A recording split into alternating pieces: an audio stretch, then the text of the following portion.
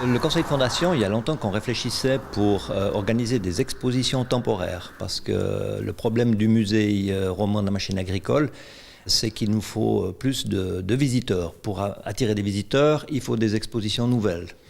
Et on a eu contact avec M. Eric Mellan, donc en 2016, ça fait déjà 2 ans. Ce qu'on veut montrer, c'est à quel point la boucherie dans les fermes, pour les familles paysannes, c'est quelque chose qui est respectueux de l'animal. On a aussi eu la chance de rencontrer M. Willy Rochat, qui est boucher retraité, et puis qui était disposé à nous léguer son matériel, et en plus à nous donner les explications pour qu'on comprenne un petit peu à quoi servent tous ces objets. C'est dommage, cette tradition elle est en train de se perdre parce que c'est vrai qu'il y a maintenant assez peu de fermes, en tout cas dans cette région de la côte vaudoise. Il y a peu de fermes où il y a encore des boucheries à la ferme.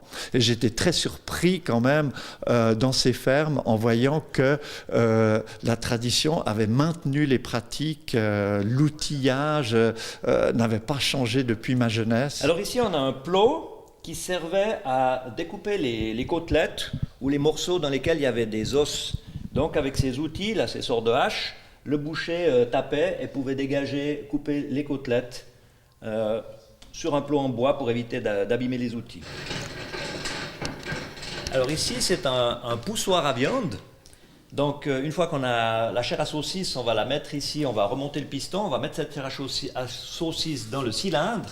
Et puis en tournant la manivelle avec la crémaillère, on va appuyer sur la masse qui va ensuite sortir par ce tube sur lequel on aura glissé le boyau. Et ça, c'est le doigté, le geste du boucher. S'il tourne la manivelle, il doit suivre en même temps pour que se forme une saucisse ou un saucisson. C'est pas du tout sanguinolent. Les gens s'imaginent des fois une boucherie, ah, ça doit être affreux, il doit y avoir du sang partout, etc. Non, une fois que le cochon est saigné, eh bien, on peut comme ça s'occuper de choisir les morceaux, partager la viande en vue soit de débiter des jambons, soit de faire de la viande hachée pour faire des saucisses, saucissons, etc. Photographier les boucheries, est-ce que c'est pour vous une réponse au mouvement vegan, au mouvement antispéciste? Ah, vous voulez m'emmener sur ce terrain glissant. Oui, en tout cas, d'une certaine façon, pour montrer le respect qu'on a de l'animal.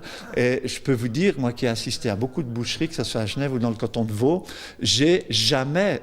Je pèse mes mots, j'ai jamais entendu un cochon, un porc hurler. C'est un sujet qui n'a pas été choisi pour faire de la provocation, mais c'est un sujet qui a été choisi parce qu'il y avait une collection de photos à exposer. C'est important que chaque consommateur, chaque personne soit consciente que pour avoir un morceau de viande dans son assiette, il y a un processus qui, ma foi, commence par l'abattage d'un animal.